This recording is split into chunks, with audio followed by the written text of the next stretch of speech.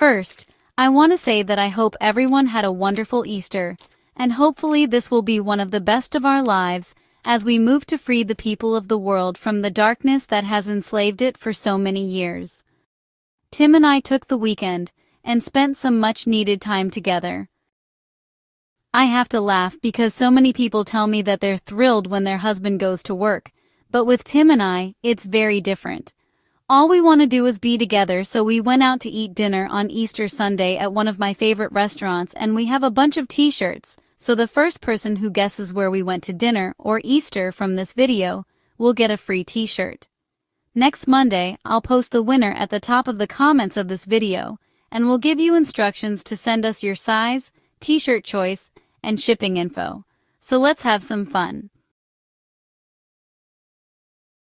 I have a video that I had almost completely done in draft, and I lost it. The video is about laws related to cryptocurrency that President Trump has passed in executive orders. I still have my notes, but have to redo the entire video script and hope to have it up tomorrow.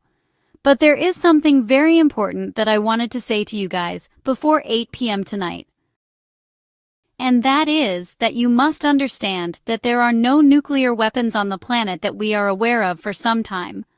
We were told that there were some portable suitcase nukes, but once again we have been reassured that all nuclear weapons have been destroyed or removed in 2021. This doesn't mean that countries like Iran can't be trying to create new ones, and I believe that's why they are being given so many opportunities to earnestly agree to all denuclearization. I tell you this because a few minutes ago I saw a podcast by another ex-fighter. He's huge, and that always gives me pause. Let me explain, because this is very important concept to understand that the evil ones do, but we have a tendency to discount it. The hive mind is when a large group starts acting or thinking alike, when a group adopts the same opinions, beliefs, or behaviors because it feels safe. It's also socially rewarding to go along with the crowd. This fact is used as a type of psychological warfare, so please be aware. These psychological and social forces cause the hive-minded to gravitate to podcasters with the largest following. The larger the hive, the more acceptance and validation, because they believe that millions of viewers must mean that it's true because so many others follow them. Have we learned nothing? This is how over many decades the Democratic Party made people feel that they cared about them, and now many are finally learning that they were deceived. You must understand that the dark ones haven't gone away yet. They have simply changed their arena of control from the Democratic Party to limited hangout behaviors by podcasters.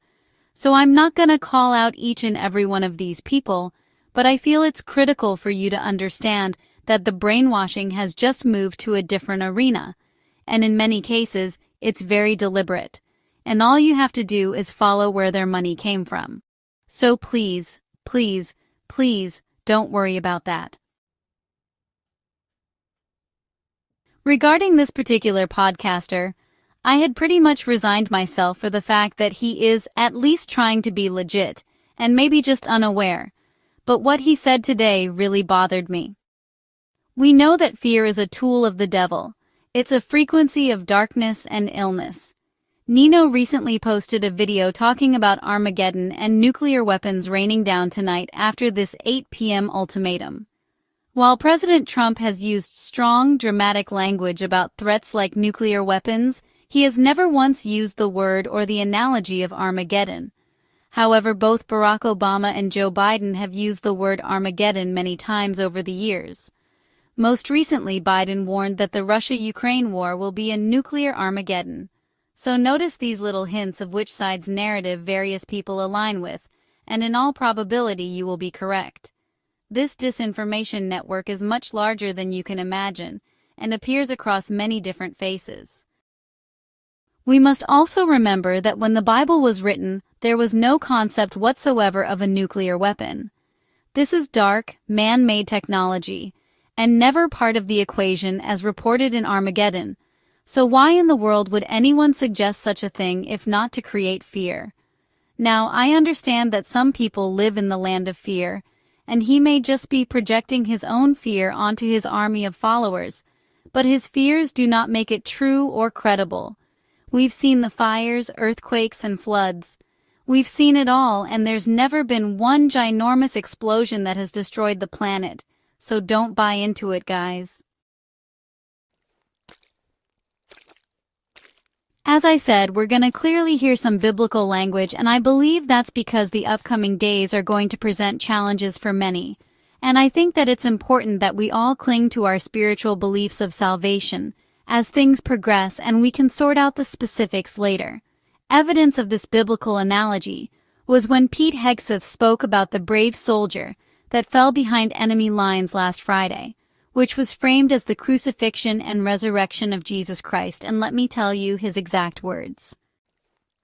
Hegseth said, "You see, shut down on Friday, Good Friday, hidden in a cave all of Saturday and rescued on Sunday, flown out of Iran as the sun was rising on Easter Sunday, a pilot reborn, a nation is rejoicing, God is good." So as you can see, this is clearly a deliberate and very explicit analogy to the Christian Easter story. Friday was Good Friday, the crucifixion, when the pilot was shot down. Saturday was Holy Saturday, when the pilot hid in a cave, just like Christ in the tomb. And Sunday was Easter Sunday, rescued and flown out as the sun was rising, described as a pilot reborn, which very clearly mirrors the resurrection. As we know, Pete Hegseth frequently used religious language in public statements about the ongoing U.S.-Iran conflict, and many are pushing back on this parallel, but personally, I think it was very strategic and deliberate. So tonight, 8 p.m. is the deadline. None of us really know what's going to happen, but what I can tell you is not going to happen is nuclear war. Remember, guys, nothing can stop what is coming. Where we go one, we go all.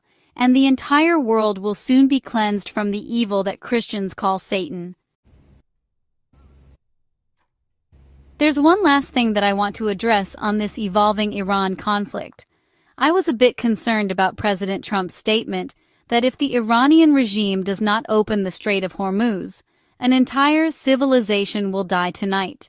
This language caught my attention, and I wanted to clarify the statement and bring you once again to the awareness of how important precision in language is being used.